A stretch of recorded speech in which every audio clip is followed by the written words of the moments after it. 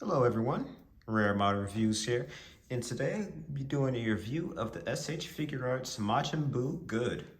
So this is going to be a P-Bandai exclusive figure here. It also was an exclusive kit, I believe it was from the New York Comic Con. So if you attended that, maybe it was the San Diego Comic Con. Pretty sure it's San Diego, but regardless, if you attended that show, you would have been able to have the opportunity to buy this thing. There were about 4 figures that were available during the Comic-Con, that being the Majin Buu, Super Saiyan 2, Goku with the halo, as well as Android 16, and I believe some alternate color version of the Broly from the legendary Broly Dragon Ball Super movie. So I had to, of course, get the Majin Buu. I couldn't resist this one. I wanted 16 too, but he sold out too quick, and I was gonna pass on the Broly because I never seen that movie. I admit I'm kind of slow with the whole new Dragon Ball wave. I like maybe watched 1 episode of Super so far, and that was it. But that aside, with as with all the SH Figuarts, this thing is extremely detailed. Absolutely no painting required. Now, one thing I did notice about this guy, I'm sure you can notice it. There's like these little black scuff marks around his stomach there. That's because, unfortunately, this little black belt piece here, it rubs on the stomach. I believe it even warned you that this thing may rub. There were some plastic wraps that they had around this originally, but you'd probably have to maybe tuck it in a way where it doesn't protrude. Otherwise, I mean, there's nothing you can really do about that. So you'd maybe have to paint, I guess, the stomach over to get rid of that black mark. Maybe you could get some alcohol or something, rub that away. That's actually something I'll try later on, but that's one issue I have with this figure here. Another thing to note is this thing's actually pretty expensive. This thing cost about, I believe it was $90, so I'm sure most of that had to do with the fact that this is like an exclusive Comic-Con figure. But I honestly feel like it's just because how much plastic this thing most likely used.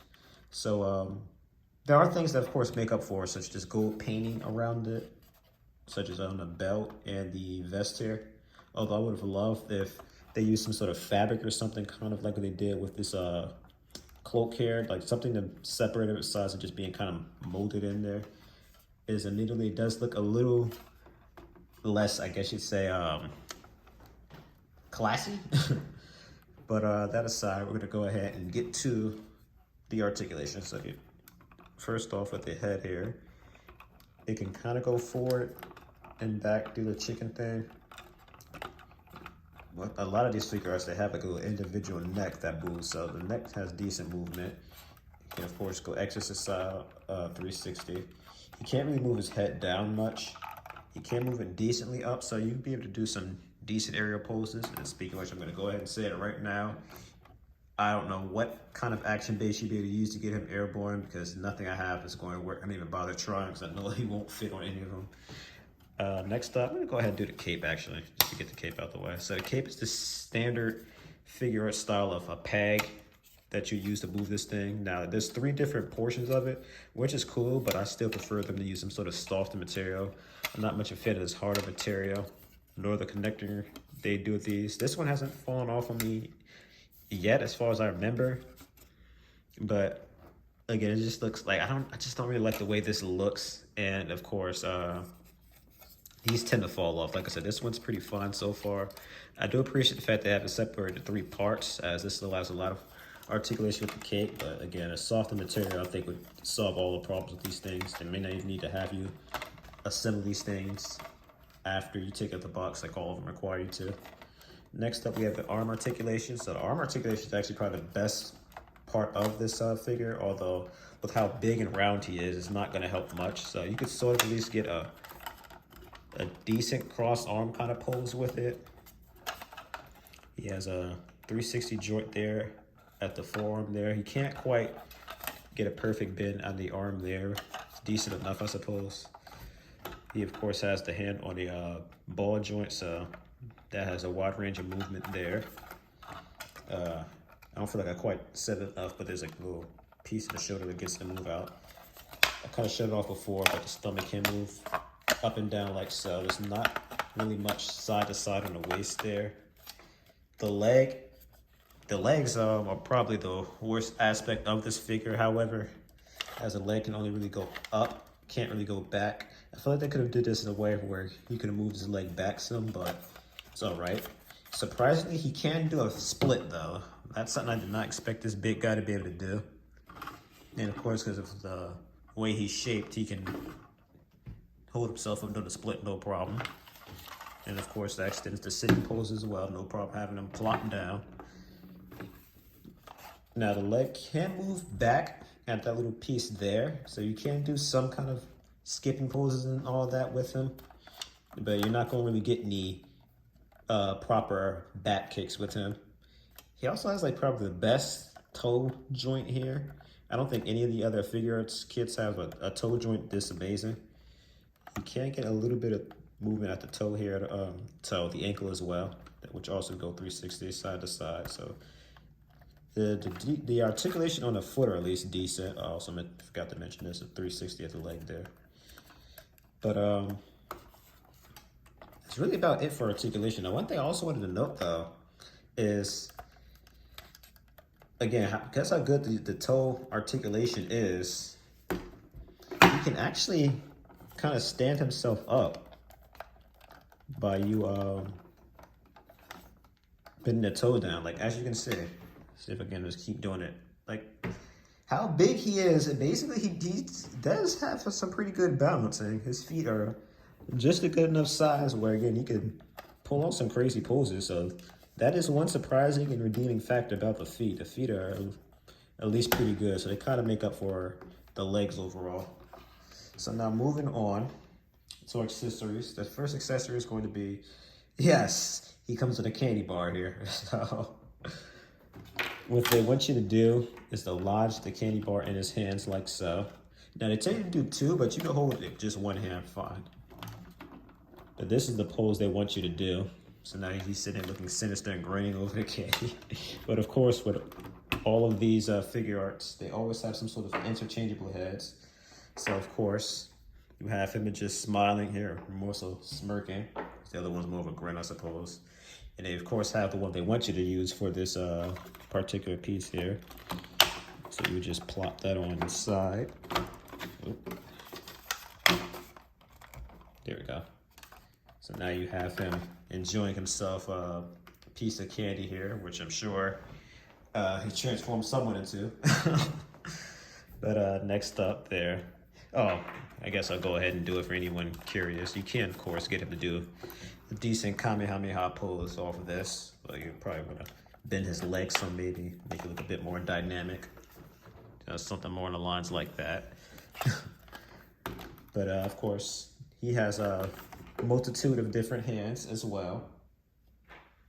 You have the fists, which usually would have been a default I had on, but those are ones I had when I was displaying them. I didn't see really much of a point of putting the fists on just to have some sort of status quo. But of course, the ones I will be replacing, which I'll show off in just a sec, are going to be these pointing hands here. So I'm pretty sure these are supposed to be, you know, well, no, he turns people into candy with his tail, which unfortunately can't move. I wish this little tail thing on his head could move. That's what he used to turn him into candy, if I'm not mistaken. Yeah, he has a little pointing finger, so if you want to have him do finger guns or something, you can do that, but he's supposed to be using the fingers for something, some sort of attack. I can't tell you what it is. It's been so long since I watched Dragon Ball Z. I need to catch up on it. I even have quite a few DVDs of these things and Blu-rays, so I really have no excuse not to catch up on it, but eventually I'll end up rewatching a lot of stuff. So, yeah, this really silly pose. But yeah, that's really it for his accessories. He doesn't really come with too much. So, although I'm still going to recommend Blue. Blue's still pretty cool and all that. I can say out of all the Figuarts, he probably comes with the least. With the runner-up probably being the curling battle clothes that I have. It'd be nice if he had like a hand for the destructo disc. And even, the destructo disc itself, a little effect part for it. But, I'm going to close this thing out with some size comparisons. This is good. Just to reiterate on why I'm recommending this thing. He's still nice. You can still do a decent bit. And honestly, let's be honest, how big he is, how flexible do you expect him to be? You know, if you expect him to be able to do some crazy poses, I don't know what to tell you. I mean, him just being able to do a split, in my opinion, is surprising enough. But one thing I also don't think I expressed much at all on this review is Majin Buu is a big guy. So we have Goku here. As you can see, he is quite a bit taller than Goku. Goku doesn't look as small due to the halo and the fact that he's in Super Saiyan, so his hair is kind of spiked up, but he's pretty big. To put things into perspective, I'm gonna actually stand up Frieza here. I have him kind of flexing, but yeah, Frieza is pretty tall as well. So as you can see here, well, let me stand him up a bit better. Come on, those damn 3 toes of yours. There we go. I think that's good.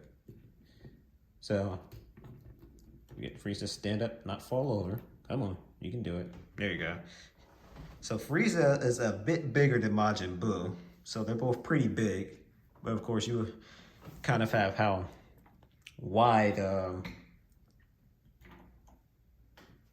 Majin Buu is compared to Frieza, even though he's kind of big and bulky. But as you can see, they're still pretty big. And just for the hell of it, since I have them around, I'm going to go ahead and throw a 100 scale Master Grade next to him as well. And as you can see, yeah, he's about the same size as a Master Grade. So it just gives you kind of a idea of just how big this guy is. He's definitely an absolute unit. But again, I thank you guys so much for watching.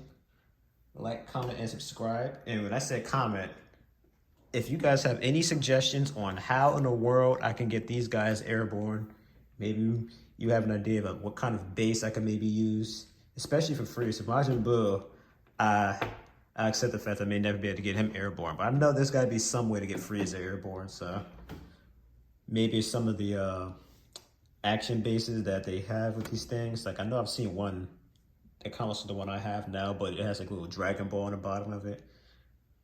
But I need to find some way to get him airborne. So, like I said, please, if you guys know anything that'd be able to help me out, I'd much appreciate it. I'd, of course, leave you a shout out on a video. But, yeah. Stay tuned for the next review, guys. And thanks so much for watching.